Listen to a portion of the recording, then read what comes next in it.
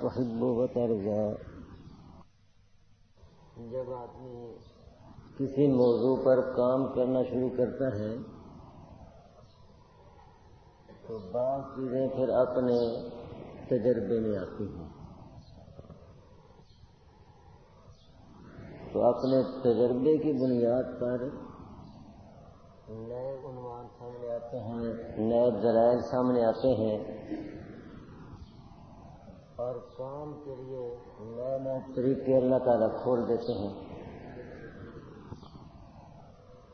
تو کل یہ جو موضوع میں آپ کو بتا رہا تھا غیر مقلدین کے عقائد،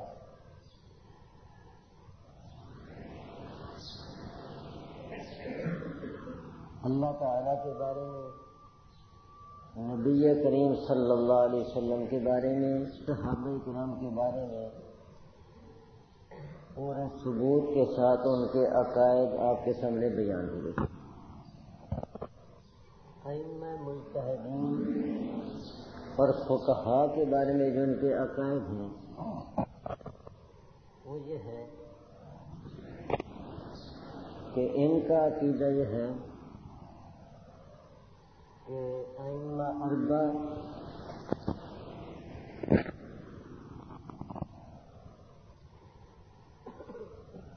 قرآن حدیث پر عمل کرانے والے نہیں تھے، بلکہ قرآن حدیث سے امت کو ہٹانے والے تھے. کہ ائمہ اربعہ ان کے شاگردوں نے قرآن حدیث کے مقابلے میں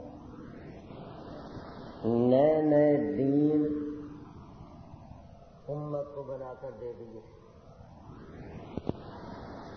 اور لوگوں نے قرآن حدیث کو چھوڑ دیا اور اپنے ائمہ کی فقہ کے پیچھے لگ گئے. محمد رسول اللہ کو چھوڑ دیا اور اپنے اماموں کے پیچھے لگ گئے. یہ ہے غیر مقلدین کا نظریہ. حالانکہ پوری امت فقہ کو اب تک قرآن حدیث پر عمل کرنے کا ذریعہ سمجھتی رہی ہے کہ اگر کوئی کامل طریقے سے قرآن حدیث پر عمل کرنا چاہے، اطیعوا اللہ و اطیعوا الرسول پر عمل کرنا چاہے تو اس کا ذریعہ فقہ. یہ بات میں کسی سبق کے اندر وضاحت ہو جائے کہ فقہ قرآن حدیث کی کس طریقے سے تشریح. یہ چونکہ قرآن حدیث کی تشریح ہے تو اس لیے قرآن حدیث پر اور اطیعوا اللہ و اطیعوا الرسول، اللہ کی اطاعت کرو، رسول کی اطاعت کرو. یہ اطاعت کرنے کا ذریعہ فقہ ہے. اور محمد رسول اللہ کی اطاعت ائمہ کی اطاعت کی روشنی میں کی جائے گی. لیکن غیر مقلدین نے اپنی کتابوں میں اور اپنی تقاریر میں تأثر یہ دیا کہ ائمہ اربعہ نے قرآن حدیث کے مقابلے میں الگ دین ایجاد کر لیا اور امت بھی قرآن حدیث کی بجائے انہیں ائمہ کے بنائے ہوئے دین پر چل پڑی اور محمد رسول اللہ کی اطاعت کے بجائے انہوں نے اپنے اماموں کی اطاعت کر لی. یہ ہے ان کا نظریہ ائمہ اربعہ کے بارے میں اور ان کے مقلدین کے بارے میں.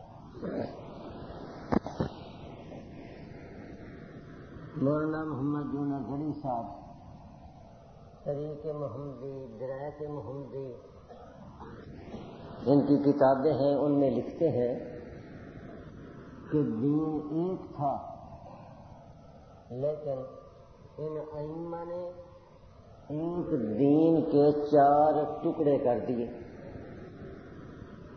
دین ایک تھا لیکن اس ایک دین کے 4 ٹکڑے کر دیے، 4 ٹکڑوں میں اس کو تقسیم کر دیا.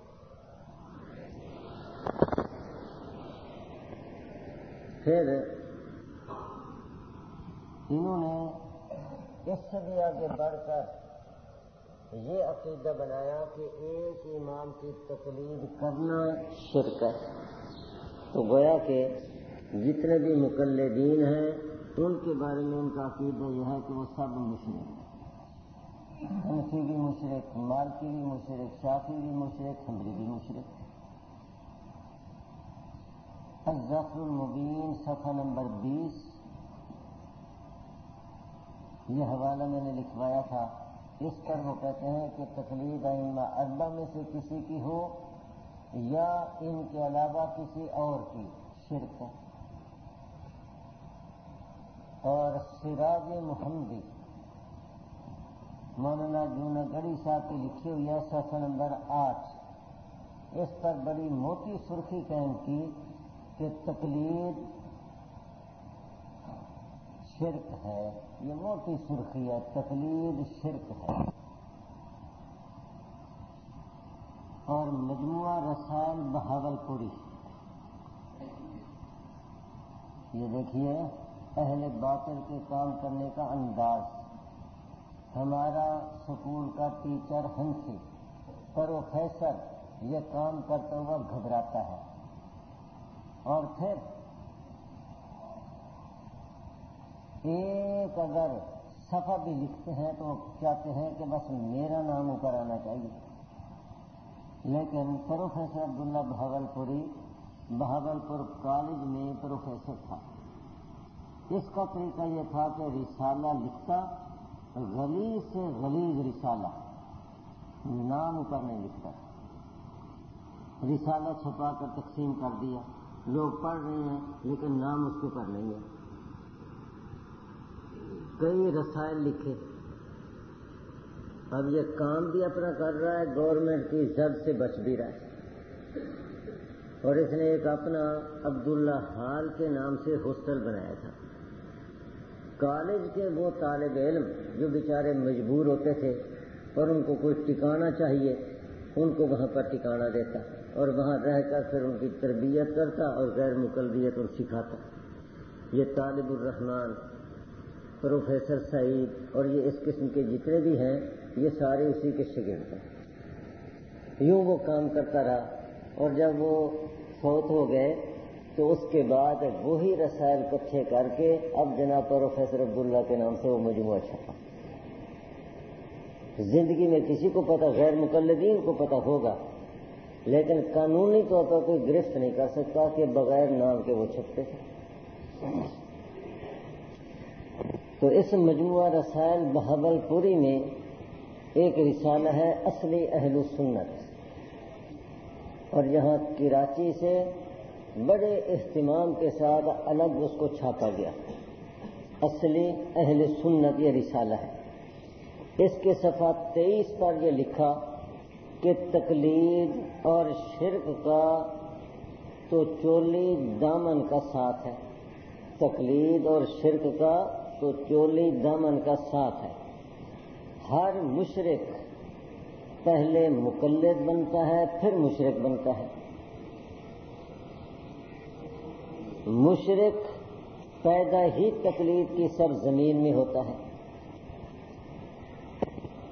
اور آج کل کے متعصب غیر مقلد جنہوں نے یہ جہادی تنظیم لشکر طیبہ بنائی، یہ تو کھلم کھلا کہتے ہیں کہ مقلدین مشرک ہیں۔ لاہور سے غیر مقلدین کے رسائل کا مجموعہ چھپا ہے 2 حصوں میں، رسائل اہل حدیث حصہ اول اور رسائل اہل حدیث حصہ 2۔ حصہ 2 میں ایک رسالہ ہے سیاحت الجنان۔ اس رسالے کے لکھنے کا مقصد یہی ہے کہ مقلد مشرک ہے، اور غالباً 10 وجوہ کے ساتھ مؤلف نے ثابت کیا کہ حنفی مقلد ہونے کی وجہ سے مشرک ہیں، 10 وجوہ سے، اور لکھ کر آگے پھر اپنے اہل حدیثوں کو غیرت دلاتا ہے کہ جب حنفی مشرک ہیں ان وجوہ کی بنا پر تو ان کے ساتھ رشتہ ناتا کرنا حرام ہے۔ غرض ہے کہ ان کی کتابیں یہی بتاتی ہیں، اور آج کل خود ان کا دعویٰ بھی یہی ہے کہ تقلید شرک ہے اور مقلد مشرک، یہ ان کا عقیدہ۔ سراج محمدی کا صفحہ نمبر 47، سوال جواب نمبر 40، اس میں خود ہی سوال اٹھایا کہ ایک لڑکا ہے، وہ خود تو ہے وہابی یعنی غیر مقلد، لیکن اس کا باپ حنفی ہو کر مرا، تو کیا وہ اپنے اس حنفی باپ کے لیے یہ دعا مغفرت کر سکتا ہے، رب اغفر لی ولوالدی، یا یہ دعا نہیں کر سکتا؟ یہ سوال اٹھایا۔ آگے جواب میں لکھا کہ مشرکین کے لیے دعائے مغفرت ناجائز۔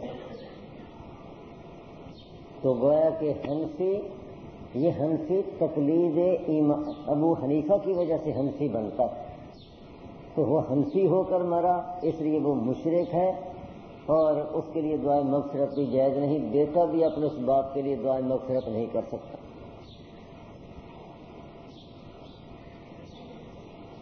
اور رات ہی میں نے اپنے بیان میں حوالہ دکھایا تھا، ان کی کتاب ہے اسلام میں اصلی اہل سنت، اور اس کتاب کے لکھنے والے ہیں مولانا عبد القادر حصاروی۔ میں نے اکابرین کی کئی کتابوں میں اس صاحب کا نام پڑھا، حوالے پڑھے، لیکن اس کی یہ کتاب میں نے دیکھی نہیں تھی۔ لیکن اب حال ہی میں لاہور سے مکتبہ صاحب الحدیث ہے، انہوں نے ان کی یہ کتاب شائع کی، اسلام میں اصلی اہل سنت۔ اس کے صفحہ 180 کے اوپر موصوف لکھتے ہیں فقہ کے بارے میں کہ فقہ جس کو قرآن حدیث کا عطر کہا جاتا ہے، یہ تو نالیوں کا پیشاب ہے۔ یہ فقہا اور فقہ کے بارے میں ان کے نظریات ہیں۔ ترجمان وہابیہ میں نواب صدیق اثر خان نے لکھا کہ مذہبی اعتبار سے جتنے فسادات اور خرابیاں پیدا ہو رہی ہیں، ان سب خرابیوں کے ذمہ دار فقہا ہیں۔ تو سارے مذہبی فسادات اور خرابیاں یہ فقہا کے ساتھ تھوپ دی گئی۔ یہ ان کا عقیدہ ہے مجتہدین فقہا اور فقہ کے بارے میں۔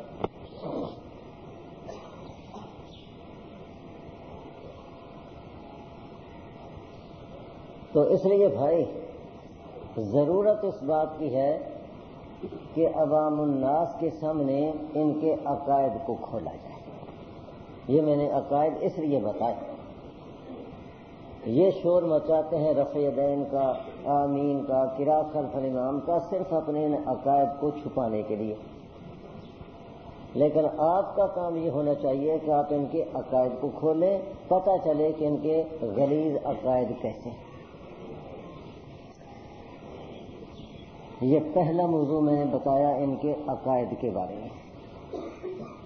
اب ایک اور موضوع، غیر مقلدین کا اسلام ان کے فتوے کی روشنی میں۔ غیر مقلدین کا اسلام ان کے فتوے کی روشنی میں۔ فتویٰ کون سا؟ ابھی آپ کے سامنے میں نے کئی حوالوں سے بتایا کہ ان کے نزدیک تقلید شرک ہے، مقلد مشرک، اس کے ساتھ رشتہ ناتا کرنا حرام۔ جب یہ ان کا عقیدہ ہے کہ تقلید شرک ہے، مقلد مشرک ہے، اب ہم کہتے ہیں فتویٰ ان کا، دلائل ہمارے، اور دلائل کے ساتھ ہم ثابت کریں گے کہ یہ چار ائمہ کی تقلید کے تو منکر ہیں، ائمہ اربعہ کی تقلید کے، مجتہدین فقہا کی تقلید کے تو یہ منکر ہیں، ورنہ اصل حقیقت کے اعتبار سے دیکھا جائے تو سب سے بڑے مقلد یہ ہیں۔ تقلید کرتے ہیں، امام ابو حنیفہ کی نہ کریں، امام مالک کی نہ کریں، امام شافعی رحمہ اللہ کی نہ کریں، امام احمد بن حنبل رحمہ اللہ کی نہ کریں، لیکن تقلید کرتے ہیں۔ تقلید کے بغیر گاڑی چلی نہیں سکتی۔ تو جب ان کا فتویٰ ہے کہ تقلید شرک، اب ہم دلائل دیتے ہیں کہ اس فتوے کی ذات میں یہ خود آتے ہیں، ہم دلائل کے ساتھ ثابت کریں گے کہ یہ مقلد ہے اور سب سے بڑے مقلد ہیں، تو پھر ان کو اپنے فتوے کے مطابق اپنی حیثیت تسلیم کر لینی چاہیے کہ یہ سب سے بڑے مشرک ہیں۔ ہم کہتے ہیں کہ یہ فتویٰ غلط ہے، کہ تقلید شرک ہے، یہ فتویٰ غلط ہے، غلط ہے، غلط ہے۔ اس لیے اگر کوئی کہے کہ بھئی حنفی مقلد، ٹھیک ہے جی ہم مقلد ہیں، مالکی مقلد، ٹھیک ہے جی مقلد ہے، شافعی حنبلی مقلد، ٹھیک ہے جی مقلد ہے، لیکن اگلی بات کہ یہ مشرک ہیں، یہ غلط ہے۔ تقلید شرک یہ فتویٰ غلط، مقلد کے مشرک ہونے کا فتویٰ غلط، لیکن یہ تو اپنے فتوے سے نہیں نہ بھاگ سکتے۔ ان کا اپنا فتویٰ یہ ہے کہ تقلید شرک ہے اور مقلد مشرک۔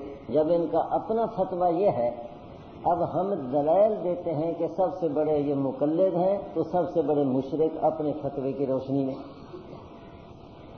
اب ان کے لیے دو راستے ہیں، یا تو اپنا فتویٰ واپس لے لیں، کہہ دیں کہ ہمارے بڑوں نے غلطی کی، ہم نے غلطی کی، اب تک ہم یہ غلطی کرتے رہے، تقلید کو شرک کہتے رہے، مقلدین کو مشرکین کہتے رہے، یہ ہماری غلطی تھی، ہم فتویٰ واپس لیتے ہیں تو ٹھیک ہے، ہم اپنے پھر فتویٰ واپس لیں۔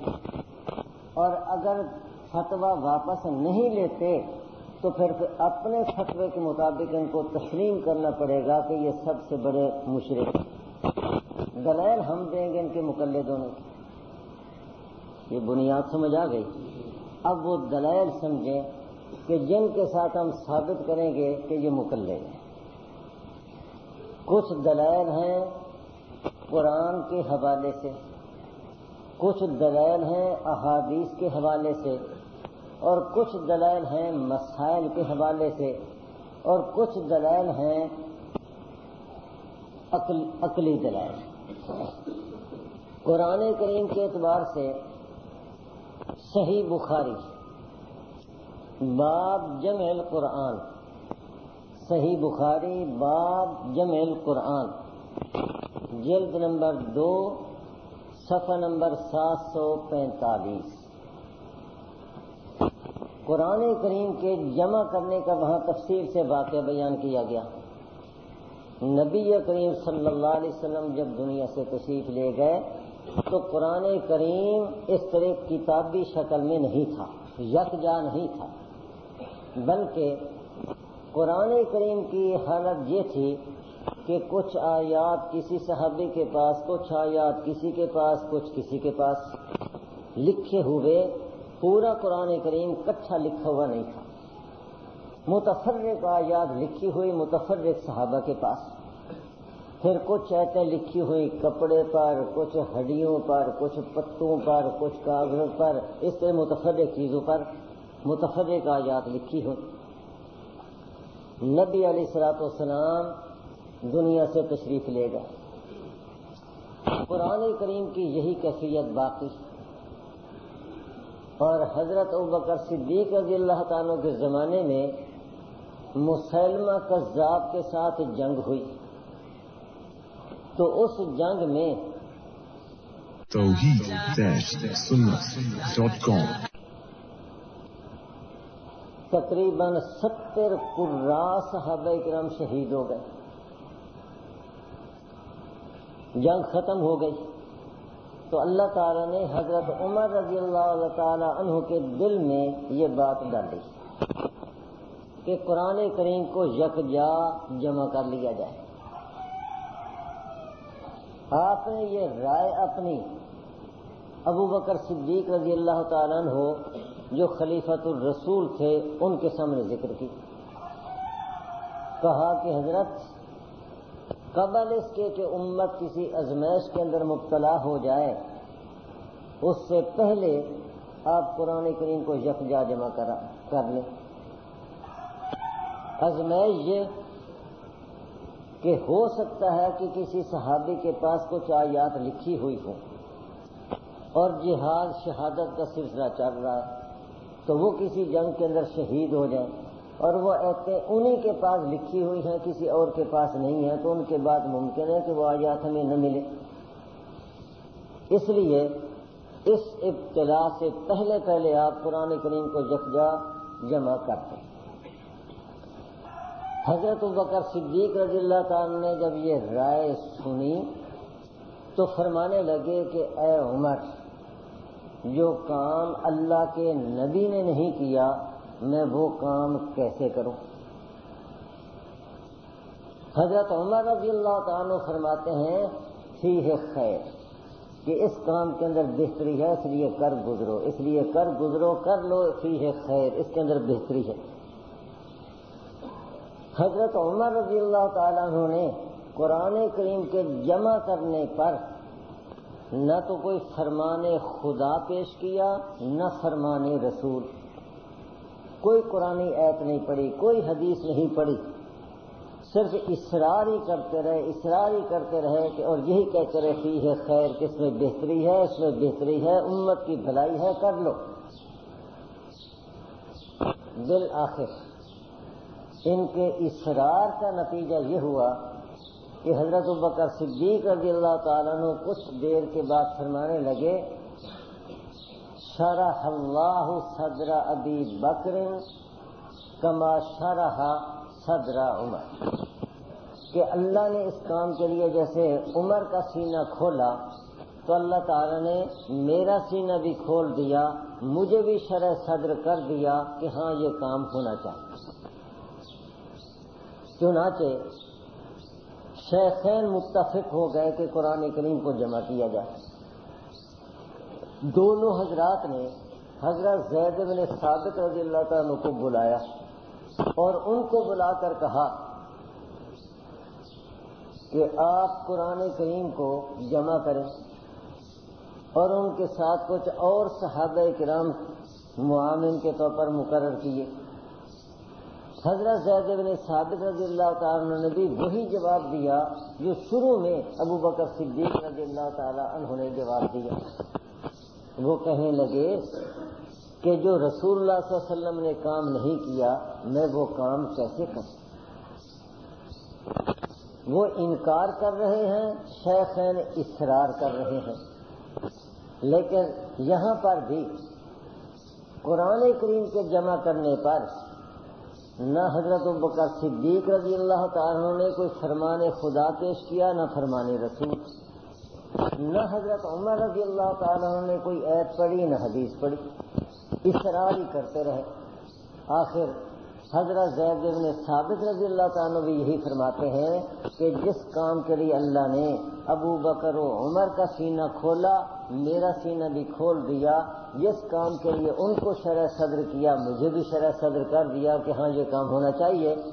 چنانچہ حضرت زید بن ثابت رضی اللہ تعالیٰ عنہ تیار ہو گئے، لیکن ساتھ ہی فرماتے ہیں کہ اگر مجھے یہ کہا جاتا کہ یہ سیاہ پہاڑ ہے اس کو سفید کی جگہ، سفید پہاڑ کو سیاہ کی جگہ منتقل کرنا ہے تو یہ کام میرے لیے آسان تھا، لیکن قرآن کریم کو یکجا جمع کرنے والا کام اس سے بھی مجھے مشکل نظر آیا۔ بہرحال جمع کرنا شروع کیا اور قرآن کریم کو یکجا جمع کر دیا، اور یہ قرآن کریم پھر حضرت حفصہ رضی اللہ تعالی عنہا کے پاس محفوظ رہا۔ اب قرآن کریم کو جو جمع کیا گیا نہ قرآن کی دلیل کی بنیاد پر نہ حدیث کی دلیل کی بنیاد پر، کوئی قرآن کی دلیل نہیں، کوئی حدیث پاک کی دلیل نہیں، نہ کوئی فرمان خدا ہے نہ فرمان رسول ہے کہ قرآن کریم کو کتابی شکل میں جمع کرنا ہے۔ یہ صرف ایک رائے تھی حضرت عمر رضی اللہ تعالیٰ عنہ کی، اور اس کی بنیاد پر قرآن کریم کو جمع کیا گیا۔ اب یہ جو جمع شدہ قرآن ہے مقلدین وہ تو اس لیے پڑھتے ہیں کہ وہ امتی کی رائے کی تکلیف کو جائز سمجھتے ہیں، بلکہ ضروری سمجھتے ہیں، لیکن ان کے ہاں تو امتی کی رائے کو مان لینا اور پھر بغیر دلیل کے دوسرے کا حکم مان لینا بغیر دلیل کے، اسی کا نام تقلید ہے، جس طرح الظفر المبین کے حوالے سے میں نے بتایا تھا۔ غیر کے حکم کو مان لینا بغیر دلیل کے یہ تقلید ہے۔ تو اب یہ بغیر قرآن حدیث کی دلیل کے جمع شدہ قرآن پڑھتے جا رہے ہیں، تو جب یہ پڑھ رہے ہیں جمع شدہ قرآن تو یہ حضرت عمر رضی اللہ تعالیٰ کی رائے کی تقلید ہو رہی ہے۔ تقلید ہو رہی ہے یا نہیں؟ ہاں، یا تو قرآن کریم کے کتابی شکل میں جمع کرنے پر فرمان خدا فرمان رسول وہ پیش کر دیں، اور اگر کوئی ایسا فرمان ہوتا تو حضرت عمر رضی اللہ تعالیٰ پیش کرتے، ابو بکر صدیق رضی اللہ تعالیٰ پیش کرتے، حضرت زید بن ثابت کے سامنے وہ فرمان خدا فرمان رسول ہوتا، وہ شبہ میں نہ پڑتے، لیکن نہ فرمان خدا تھا نہ فرمان رسول، نہ اس وقت پڑھا گیا، صرف ایک اصرار ہی تھا ہر طرف سے جو ہو رہا تھا کہ جمع ہونا چاہیے۔ تو یہ رائے کی بنیاد پر جمع ہوا، اور اسی رائے کی تقلید کر کے غیر مقلدین لوگ بھی اسی جمع شدہ قرآن کو پڑھ رہے ہیں۔ تو جمع شدہ قرآن کا پڑھنا، اس کا پڑھانا، اس کو اٹھانا، گھر میں رکھنا، یہ سب تقلید ہو رہی ہے۔ تقلید اگر شرک ہے تو جمع شدہ قرآن کو جو ہی غیر مقلد نے پڑھنا شروع کیا وہ مشرک بن گیا۔ نمبر 2، کسی حدیث سے یہ ثابت نہیں کہ نبی کریم صلی اللہ علیہ وسلم نے تراویح میں از اول تا آخر پورا قرآن کریم پڑھا، کسی حدیث سے یہ ثابت نہیں ہوتا۔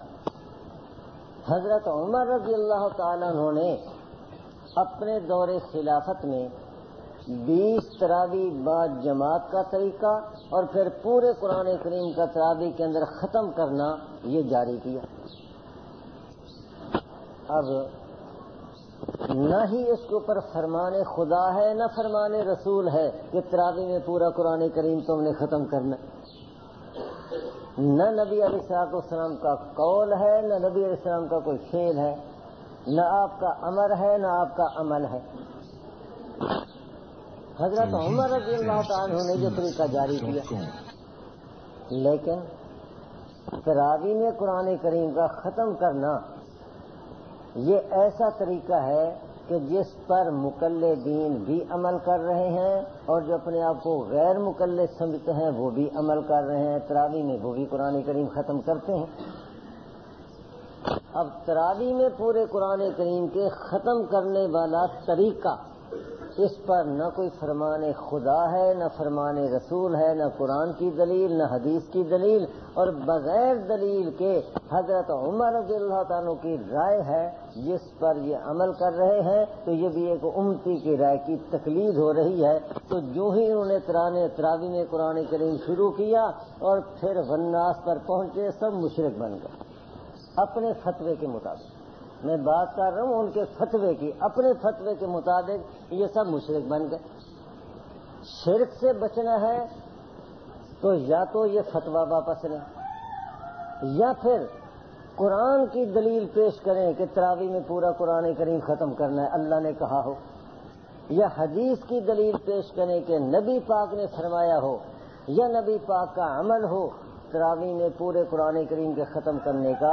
اور جب یہ دلیل نہیں ہے تو تقلید کی تعریف بھی خود انہوں نے بتائی کہ غیر کا حکم مان لینا بغیر دلیل کے۔ تو اب یہ تراویح میں قرآن کریم پورا ختم کرنا یہ بغیر دلیل کے حضرت عمر رضی اللہ تعالیٰ کی رائے ہے جس پر یہ عمل کر رہے ہیں۔ تو اگر تقلید شرک ہے تو پھر تراویح میں قرآن کریم ختم کرنے کی وجہ سے اور اس پر عمل کرنے کی وجہ سے یہ مشرک بن گئے یا نہیں اپنے فتوے کے مطابق۔ نمبر 3، صحیح بخاری جلد 2 صفحہ 746 اس پر لکھا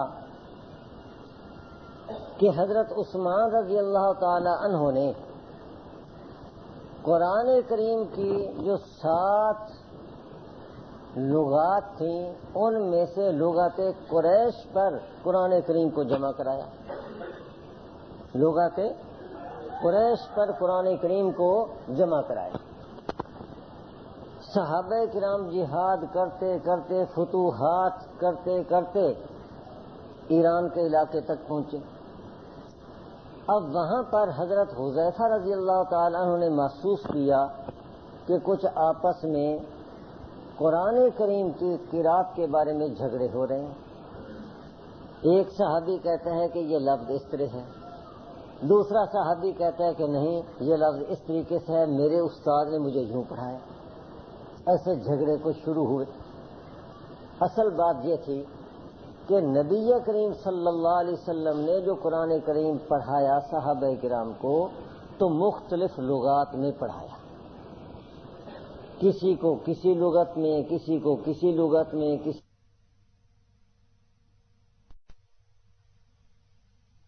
کسی کو کسی لغت میں, کسی کو کسی لغت میں, کسی کو اور لغت میں, یوں مختلف لغات میں. اور جس نے جو لغت پڑھی جب وہ پڑھ کر گیا تو اس نے اسی لغت کو آگے پڑھایا. اب نتیجہ یہ ہوا کہ 2 مختلف لغتوں میں پڑھنے والے صحابی کہیں جمع ہو گئے. ہر ایک کو ایک ایک لغت معلوم ہے, تو جس نے جو لغت پڑھی تھی اس نے اسی پر زور دیا کہ مجھے حضور پاک نے یوں پڑھا ہے لہذا قرآن کریم میں یہ لفظ اس طریقے سے ہے. دوسرے صحابی نے کہا کہ نہیں مجھے یوں پڑھا ہے لہذا یہ لفظ اس طریقے سے ہے. اس نے اپنے لفظ پر زور دیا, اس نے اپنے لفظ پر زور دیا. قرآن کریم 7 لغتوں میں تھا لیکن انہوں نے ایک ایک جو پڑھی تھی ہر ایک اسی پر پکا, اور پھر یوں آپس میں ایک ترازو کی کیفیت پیدا ہوئی. حضرت حذیفہ رضی اللہ تعالی عنہ نے جب یہ کیفیت دیکھی نزاع کی تو گھبرا گئے, فوراً مدینہ منورہ پہنچے اور حضرت عثمان رضی اللہ تعالی عنہ کے سامنے ان جھگڑوں کا تذکرہ کیا اور وہی بات کہی کہ قبل اس کے کہ یہ جھگڑے طول پکڑیں آپ اس کا کوئی حل کریں.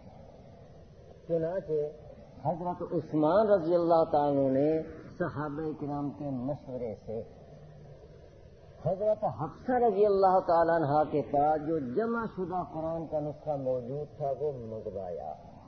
وہ منگوا کر اپنی نگرانی میں پورے قرآن کریم کو لغات قریش پر دوبارہ جمع کرایا, لغات قریش پر جمع کرایا, اور اس کے علاوہ اس کی مختلف نقلیں بنا کر سلطنت اسلام کے اندر پھیلا دیں اور سب کو اسی کا پابند کر دیا. اس کے علاوہ جس جس کے پاس کوئی حصہ موجود تھا تو حضرت عثمان رضی اللہ تعالی عنہ نے اس کو آگے پھیلانے سے, پڑھنے پڑھانے سے روک دیا. یہ سمجھ آ گئی بات. اب نبی علیہ الصلوۃ والسلام جو قرآن کریم امت کو دے کر گئے تھے وہ تو تھا 7 لغتوں والا. حضرت عثمان رضی اللہ تعالیٰ نے صرف لغت قریش پر قرآن کریم کو جمع کر دیا. اب یہی امت کے اندر پڑھا پڑھایا جا رہا ہے. کوئی اس کے اوپر قرآن حدیث کی دلیل نہیں کہ امت محمدیہ لغت قریش والا قرآن ہی پڑھے اور لغت قریش پر ہی اس کو جمع کیا جائے. کوئی اس کے اوپر دلیل موجود نہیں ہے. حضرت عثمان رضی اللہ تعالیٰ نے قرآن کریم کو لغت قریش پر جمع کیا اور لغت قریش پر جمع کردہ قرآن پوری امت اسی کو پڑھتی آ رہی ہے. مقلدین تو اس لیے پڑھتے ہیں کہ وہ تقلید کرتے ہیں, غیر مقلدین تقلید کو شرک بھی کہتے ہیں اور پھر اسی کو پڑھتے بھی ہیں. اب ہم کہیں گے یا تو فرمان خدا دکھائیں یا فرمان رسول دکھائیں کہ آپ نے فرمایا ہو کہ بس لغت قریش والا قرآن ہی تم نے پڑھنا ہے, لیکن جو دلیل نہیں ہے اور پڑھ یہی رہے ہیں تو اس کا مطلب یہ ہے کہ وہ تقلید کر رہے ہیں. اگر تقلید شرک ہے تو اس قرآن کے پڑھنے کی وجہ سے وہ تو مشرک بن گئے. سمجھ آ گئی بات؟ نمبر 4،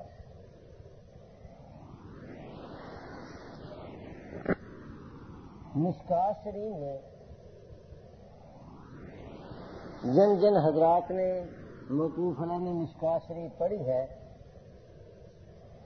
ان کو یہ حدیث یاد آ جائے گی، باقی حضرات پڑھ لیں گے کہ حضرت عثمان رضی اللہ تعالیٰ کے زمانے میں جب قرآن کریم کو جمع کرنے لگے تو ایک عجیب مسئلہ پیدا ہو گیا۔ نبی کریم صلی اللہ علیہ وسلم کا طریقہ یہ تھا کہ جب قرآن کی آیات نازل ہوتی تو آپ صحابہ کرام کو فرما دیتے کہ یہ آیات فلاں صورت میں فلاں جگہ ان کو لکھ لیا جائے، متعین کر لیا جائے۔ صحابہ کرام ان آیات کو اسی صورت کے اندر جہاں آپ فرماتے وہیں فٹ کر دیتے، یہ طریقہ تھا۔ پھر اترتی رہتی آیات، اترتی رہتی آپ بتاتے رہتے، اور جب ایک صورت مکمل ہو جاتی، نئی صورت کی آیات نازل ہوتی تو نبی کریم صلی اللہ علیہ وسلم بسم اللہ کے ساتھ شروع بھی کرتے اور لکھوا بھی دیتے۔ تو بسم اللہ سے پتہ چل جاتا، بسم اللہ کے لکھوانے سے جب نئی صورت شروع ہو گئی۔ یہ ایک علامت تھی بسم اللہ کا لکھوانا کہ پہلی صورت مکمل، نئی صورت شروع۔ لیکن قرآن کریم کو جب جمع کیا جا رہا تھا اور سورت برات کا جب نمبر آیا تو یہاں پر ایک صحابہ کرام کے لیے مشکل پیدا ہو گئی کہ سورت برات کی جب آیات اتری تو نبی کریم صلی اللہ علیہ وسلم نے ان کے بارے میں یہ بھی نہیں فرمایا کہ ان کو فلاں سورت میں فلاں جگہ رکھ دو، یہ نہیں فرمایا، اور نہ ہی اس کے شروع میں بسم اللہ لکھوائی۔ اگر فرما دیتے کہ فلاں صورت میں فلاں جگہ اس کی رکھ دو تو پتہ چل جاتا کہ یہ مستقل صورت نہیں، یہ اسی صورت کا حصہ ہے۔ یا آپ اس کے شروع میں بسم اللہ لکھوا دیتے تو پتہ چل جاتا کہ یہ مستقل صورت ہے، لیکن یہ دونوں کام نہیں ہوئے، نہ دوسری صورت کا حصہ بتایا نہ ہی اس کے شروع میں بسم اللہ لکھوائی۔ اب جب قرآن کریم جمع کر رہے تھے صحابہ کرام تو ان کے لیے ایک عجیب سی صورت بن گئی اور پریشانی پیدا ہو گئی کہ اب اس کو صورت کا جز بنائے تو کس صورت کا جز بنائے، آپ نے تو فرمایا نہیں، اور اگر کسی صورت کا جز نہیں ہے، مستقل صورت ہے، تو آپ نے پھر بسم اللہ نہیں لکھوائی تھی، اب اس کا کیا کریں؟ صحابہ کرام رضی اللہ تعالی عنہم اجمعین نے باہمی مشورہ کیا۔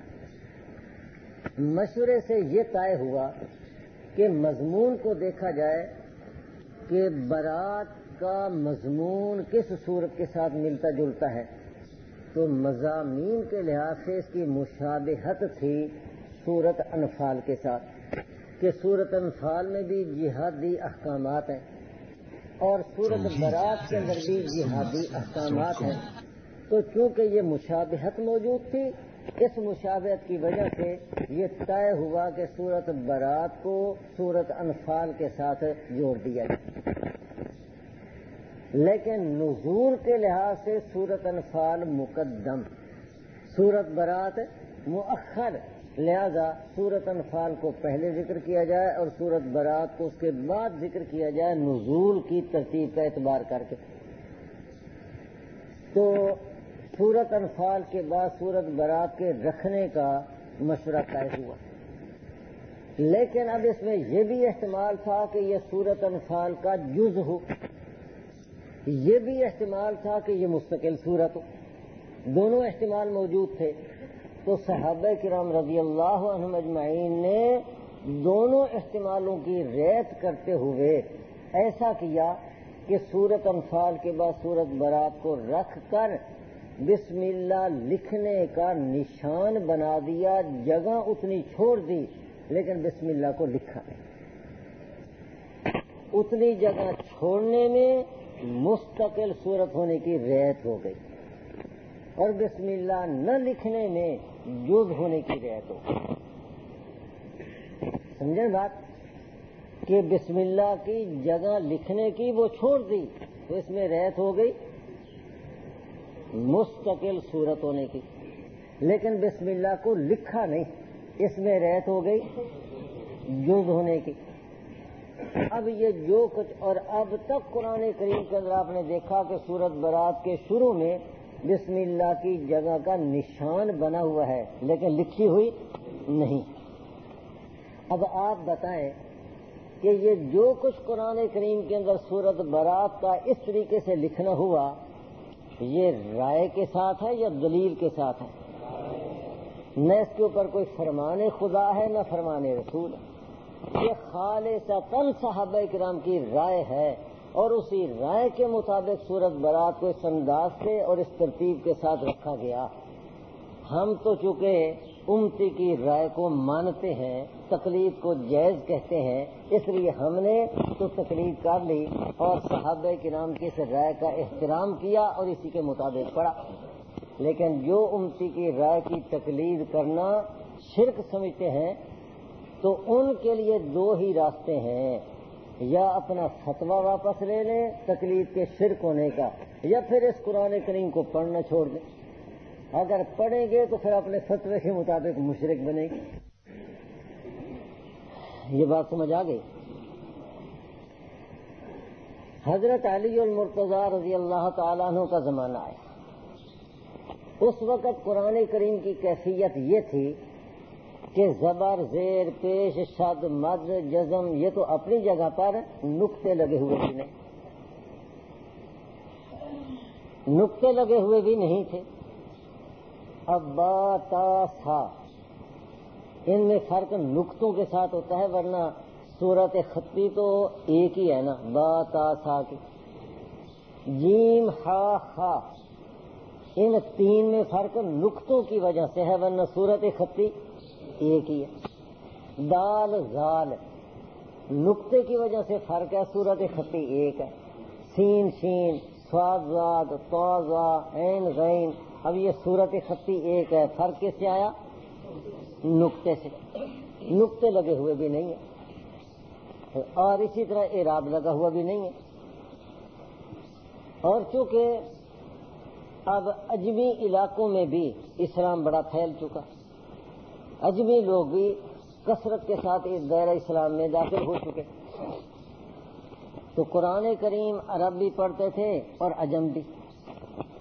عربوں کے لیے تو اتنی دقت نہیں تھی، لیکن اجمیوں کے لیے بڑی دقت پیش آئی، اور وہ واقعہ آپ نے سنا ہوگا، نحو کی کتابیں پڑھاتے اساتذہ بتایا کرتے ہیں کہ حضرت علی المرتضیٰ رضی اللہ تعالیٰ عنہ نے ایک اجمی کو سنا کہ وہ آیت پڑھ رہا ہے، ان اللہ بریء من المشرکین ورسولہ، اصل تو ہے ورسولہ، اور رسولہ کا عطف ہے ان اللہ میں اللہ کے محل پر، اللہ لفظاً منصوب ہے، محلاً مرفوع ہے، تو اس کے محل پر عطف ہے، جس کا معنی یہ بن جاتا ہے کہ بے شک اللہ اور اس کا رسول بریء من المشرکین، مشرکین سے بری، یہ معنی تو ہے صحیح کہ بے شک اللہ اور اس کا رسول مشرکین سے بری، لیکن اس عجمی نے اس کو یوں پڑھا ان اللہ بریء من المشرکین ورسولہ، کہ بے شک اللہ بری ہے مشرکین سے اور اپنے رسول سے، یہ معنی کفریہ بن جاتا ہے۔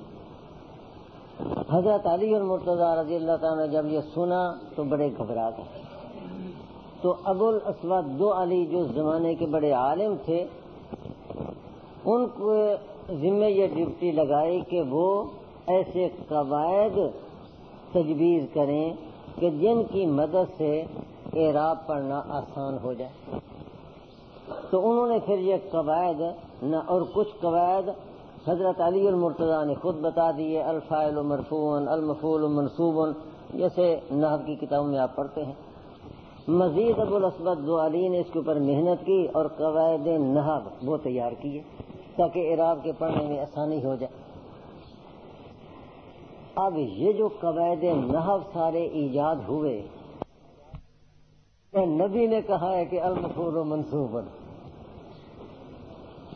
یہ محض رائے ہے نا، یہ رائے ہے، ان کی جستجو ہے، اور جستجو کی بنا پر انہوں نے اپنی رائے سے یہ قاعدہ طے کیا. نہ یہ اللہ نے کہا نہ اللہ کے نبی نے کہا. اس کے بعد پھر قرآن کریم پر اعراب لگوائے گئے، نقطے لگوائے گئے. دونوں قول ہیں. ایک قول کے مطابق حضرت علی رضی اللہ تعالیٰ عنہ کے حکم سے اعراب اور نقطے لگائے گئے. دوسرا قول یہ ہے کہ حجاج بن یوسف کے حکم سے اعراب اور نقطے لگائے گئے. نہ اللہ نے اعراب اور نقطے لگانے کا حکم دیا، نہ اللہ کے نبی نے اعراب اور نقطے لگانے کا حکم دیا. یہ جو اعراب لگائے گئے، نقطے لگائے گئے، یہ سب کچھ، اور اسی طرح مزید جو علامات، رموز، اوقاف کے وقت کی علامتیں لگائی گئیں، یہ سب سہولت کے لیے بعد میں لگائی گئی. اب نہ اس کے اوپر کوئی قرآن کی دلیل نہ حدیث پاک کی دلیل، یہ محض امتیوں کی رائے سے ایسا ہوا تاکہ اجمی لوگوں کے لیے سہولت پیدا ہو جائے. یہ رائے کی بنا پر ایک عمل وجود میں آیا، اعراب لگانے کا، نقطے لگانے کا. اب جو تو تقلید کرتے ہیں وہ تو تقلید کر کے انہی زبر، زیر، پیش، اعراب کے مطابق، شد، مد، جزم کے مطابق اور نقطوں کے مطابق جو لگے ہوئے ہیں وہ تو پڑھیں گے، اور ان کو پڑھنے کا حق ہے. انہوں نے تقلید کر لی. اب جو پڑھتا ہے الحمد، اس پر رفع پڑھنا ہے، نہ اللہ نے کہا نہ اللہ کے نبی نے کہا. رفع لگانے والے نے، پیش لگانے والے نے پیش لگا دیا، اور پڑھنے والے نے جیسے لگا ہوا اسی کے مطابق پڑھ لیا. تو ہر زبر پر، ہر زیر پر، ہر پیش پر، ہر جزم پر، ہر شد پر، ہر مد پر، ہر نقطے پر تقلید ہو رہی ہے، اور تقلید میں سب کو یہ پڑھتا جا رہا. کوئی فرمان خدا، فرمان رسول اس پر نہیں ہے. اور غیر مقلدین بھی یہی زبر، زیر، پیش، شد، مد یہ پڑھتے ہی ہیں، اگرچہ پڑھتے اپنے انداز میں اپنے انداز میں پڑھتے ہیں. ہمارے ایک دوست مولانا عبدالکریم ندیم صاحب، بعض باتیں ان کی بڑی عجیب ہوتی ہیں. وہ کہتے ہیں قرآن کریم میں ہے نا وَإِنَّهَا لَكَبِيرَةٌ إِلَّا عَلَى الْخَاشِعِينَ، وَإِنَّهَا کہ بے شک یہ نماز البتہ ثقیل ہے، یہ ایک بوجھ ہے، إِلَّا عَلَى الْخَاشِعِينَ مگر خاشعین پر.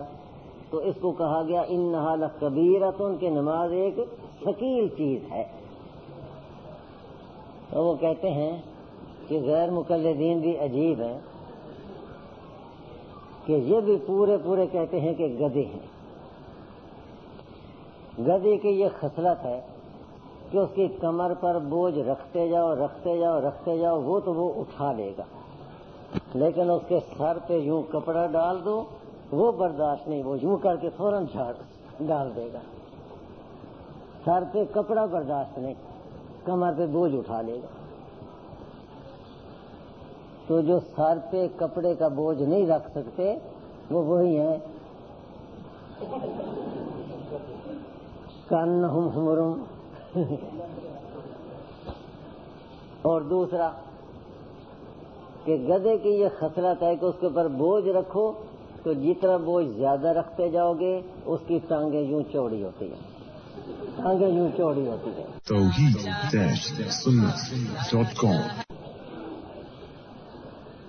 ان کی بھی یہی کیفیت ہے انہا لکبیرۃ کہ یہ نماز ایک بوجھ ہے. جب نماز کے لیے کھڑے ہوتے ہیں ٹانگیں چوڑی ہو جاتی ہیں. اور گدھا خواہ ہو سندھ کا، خواہ ہو پنجاب کا، خواہ سرحد کا، خواہ بلوچستان کا، خواہ ہند کا، خواہ سندھ کا، ہندوستان کا، پاکستان کا، عرب کا، دنیا کے جس کونے کا بھی گدھا ہو، آوازیں سب کی ایک جیسی۔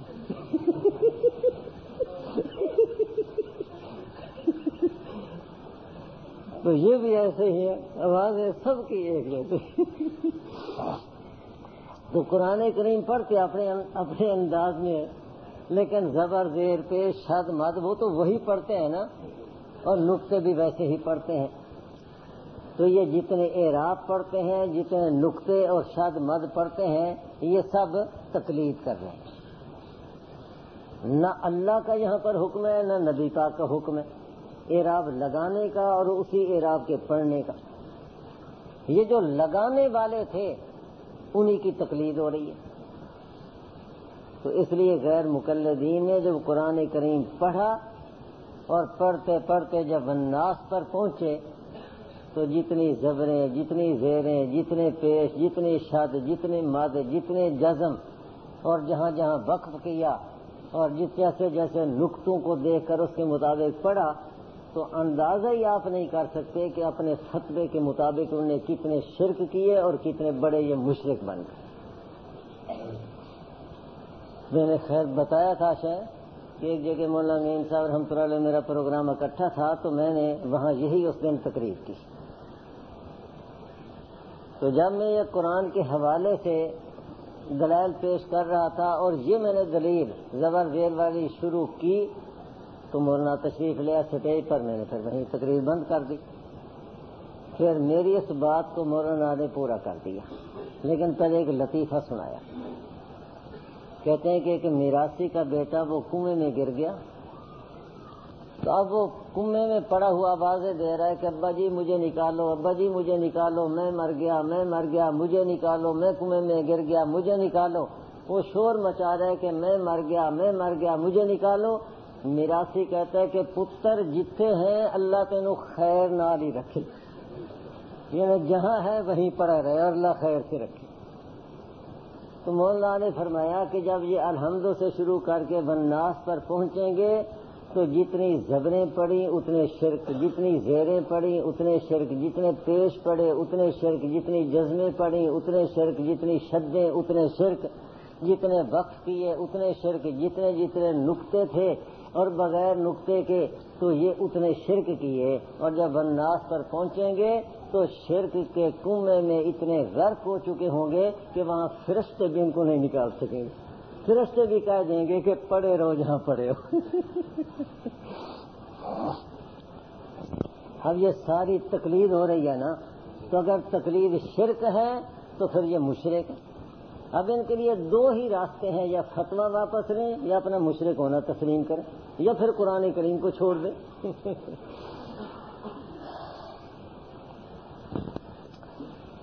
یہ میں نے دلائل پیش کیے قرآن کریم کے حوالے سے۔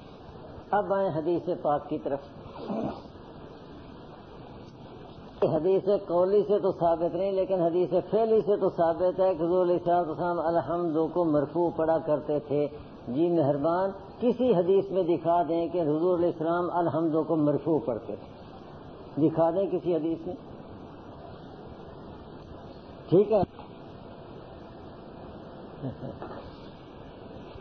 قرآن کریم کو جمع کرنے کی صورت میں ہم فاروقی ہیں یا صدیقی ہیں یا حنفی؟ صرف لغت قریش میں قرآن کریم کو ماننے میں ہم عثمانی ہیں یا حنفی؟ مطلب ان کا شاید کہنے کا یہ ہے کہ پھر ہم حنفی نہ رہیں۔ تو بھائی ہم حنفی ہیں اجتہادی مسائل میں۔ امام ابو حنیفہ رحمۃ اللہ علیہ کی جو ہم تقلید کرتے ہیں وہ تقلید کرتے ہیں اجتہادی مسائل میں۔ احکام شریعہ میں سے جو احکام اجتہادیہ ہیں ان میں تقلید کرتے ہیں، تو ان کے اعتبار سے ہم حنفی ہیں۔ قرآن کریم کے پڑھنے میں ہم امام ابو حنیفہ کی تقلید نہیں کرتے، اس لیے اس حوالے سے ہم حنفی ہیں۔ کے ساتھ لغتوں میں نازل ہوا تو اب امت کے پاس اصل قرآن تو نہ ہوا بھائی۔ ایک ہے قرآن کریم کو جمع کرنا، ایک ہے قرآن کریم کو 7 لغات میں پڑھنا، تو 7 لغات متواتر ہیں، اس لیے ان کا ماننا، ان پر ایمان رکھنا اب بھی فرض ہے۔ البتہ امت کی آسانی کے لیے ایک کو متعین کر دیا گیا تاکہ پڑھنے پڑھانے میں آسانی رہے، ورنہ 7 لغات اب بھی محفوظ ہیں اور ان کا پڑھنا محفوظ ہی نہیں بلکہ ان پر ایمان رکھنا فرض ہے۔ تو یہ اہل تشیع کا مستدل بن گیا۔ ان کا مستدل کیسے بن گیا بھائی؟ جب اللہ نے ہی وہ 7 لغتیں عطا کی اور آسانی پیدا کر دی تو ان کا مستدل نہیں، اس لیے کہ شیعوں کا عقیدہ تو یہ ہے کہ قرآن کریم محرف ہے اور کئی آیات ہی انہیں لکھی، جس طرح کہتے ہیں وَإِن كُنتُمْ فِي رَيْبٍ مِّمَّا نَزَّلْنَا عَلَىٰ عَبْدِنَا فَأْتُوا بِسُورَةٍ، تو کہتے ہیں اصل آیت عَلَىٰ عَبْدِنَا مُحَمَّدٍ وَعَلِيٍّ، یہ ان کا عقیدہ ہے۔ تو 7 لغات کا کیا مقصد ہے اور جو شیعوں کا عقیدہ ہے وہ کچھ اور ہے۔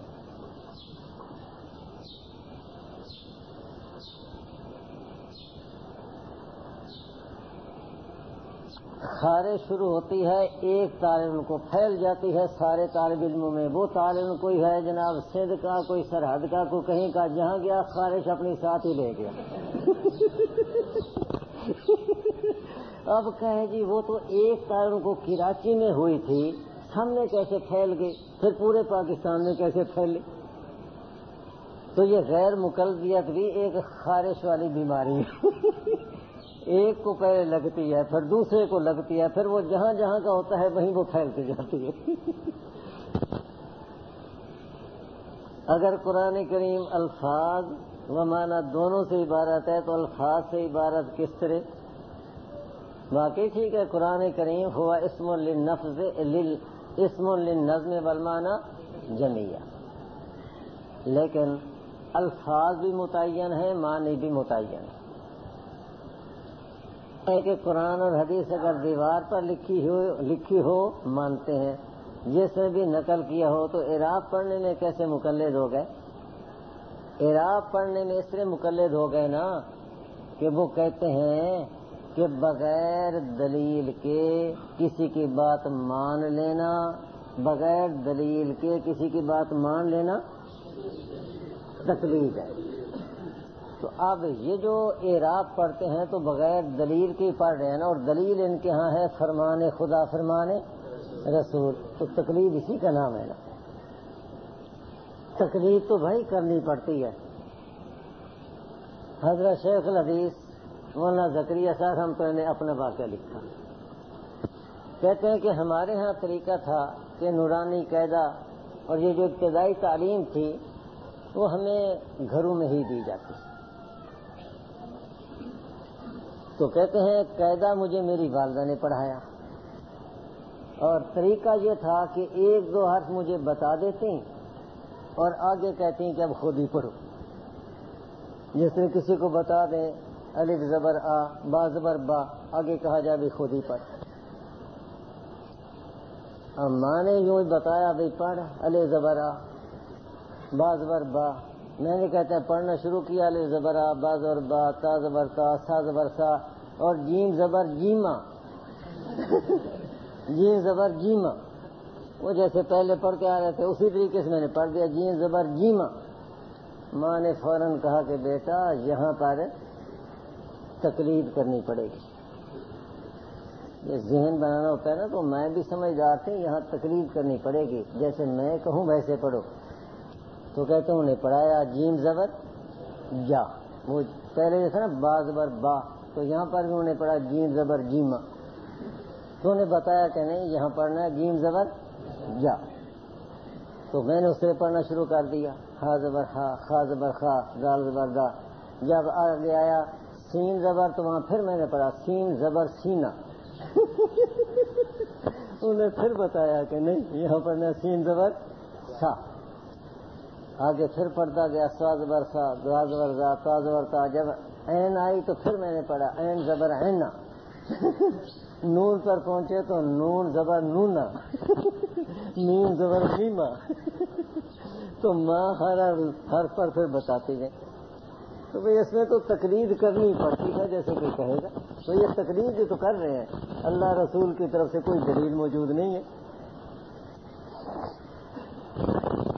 کیا جبریل علیہ السلام نبی علیہ السلام کے پاس جن لغات میں قرآن لے کر آتے تھے, جی آتے تھے, یہ سب منزل من اللہ ہے.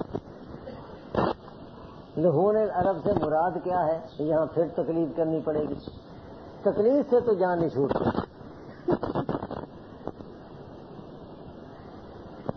اسی طرح صحابی کا نجوم, تو ہم کہتے ہیں ٹھیک ہے بھائی, صحابہ کرام سے 7 لغاتوں میں ثابت کر دکھائیں. صحابہ کرام سے 7 لغتیں ثابت کر کے دکھا دیں. جو قرآن کریم کے اندر پڑھی جاتی ہیں اور غیر مقلدین کے ہاں سند کی بڑی اہمیت ہے, تو ہم کہیں گے کہ ہر لغت یہ صحابی سے ہے, سند کے ساتھ اس تک میں پہنچا کر دکھا دیں. جواب سمجھ آ گیا نا؟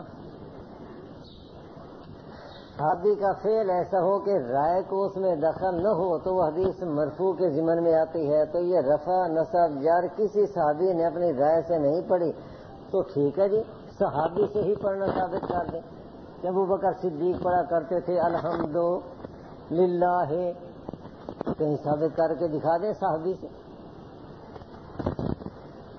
اور دوسرا یہ ہے کہ ان کے ہاں تو صحابی کا قول فعل حجت ہی نہیں, صحابی کی سمجھ حجت ہی نہیں, تو صحابی کو یہ کیسے پیش کریں گے؟ یہ تو بھائی ہمارا سوال ہے کہ یہ قرآن کریم وہی نبی کریم صلی اللہ علیہ وسلم والا قرآن ہے. یہ تو الٹا ہمارا سوال ہے, ہم پر نہیں. ہمارا سوال ہے کہ یہ قرآن کریم وہی قرآن ہے, اس کی کیا دلیل ہے؟ ایک شخص میں نے پوچھا, وہ کہنے لگے, میں نے پوچھا بھائی تمہاری دلیلیں کتنی ہیں؟ کہتے ہیں جی 2 قرآن اور حدیث. اور اللہ کروڑ رحمت نظر کرے ہمارے اکابرین پر. یہ جو میں بات کہہ رہا ہوں نا, یہ اصل میں حضرت شیخ الہند رحمۃ اللہ علیہ کی ہے.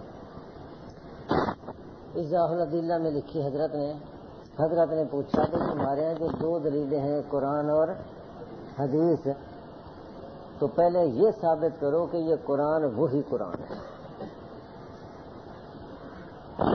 پہلے یہ ثابت کرو کہ قرآن کریم وہی ہے اور قرآن کریم حجت ہے, حدیث حجت ہے. اس کو ثابت کرو, قرآن حدیث کا حجت ہونا. اب اتنے اس کے جواب میں وہ اتنے پھنسے کہ آج تک جواب نہیں دے سکے. دلیلیں کیا ہیں ان کی؟ 2, ایک قرآن اور دوسرا